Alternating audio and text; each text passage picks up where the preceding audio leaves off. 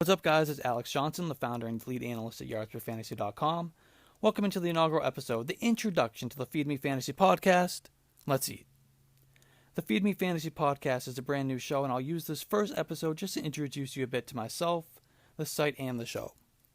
We'll get into actual fantasy football discussion beginning on the next episode. The Feed Me Fantasy podcast is part of the new Yards Per network from YardsPerFantasy.com, a brand new site I launched last summer. If you're not familiar with the site, I encourage you to go check it out. We have rankings in Dynasty, Redraft, and Rookies, both one quarterback and Superflex. Speaking of rookies, my big project on the site this offseason was writing up 30 individual rookie profiles, breaking down each prospect and how they translate to the NFL, and more importantly, fantasy football, particularly their dynasty value. Thanks to help from the Fantasy Football Big Cat, we have about 40 of those rookie profiles on the site, so go check them out.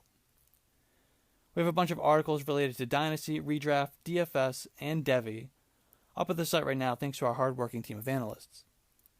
You'll also be able to find the link to this show. The Feed Me Fantasy podcast will have a different format than what you're used to if you listen to a lot of fantasy football podcasts, which I'm assuming you do. It's a short format. I'm aiming for about 7 minutes per show.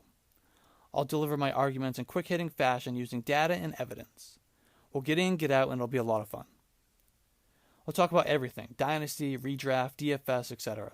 Sometimes it'll be focused on one particular player, other times maybe a dichotomy between two, or we'll discuss strategy or concepts. A few of the ideas that I have planned for the first 5 to 10 episodes include why Miles Sanders could finish as a top 5 back in 2020, why I'm lower than consensus on Nick Chubb, how Joe Mixon will be considered among the elite by season's end, why 2020 will finally be the year we see the tight end come back to fantasy prominence, and why I consider DJ Moore a top 3 dynasty wide receiver.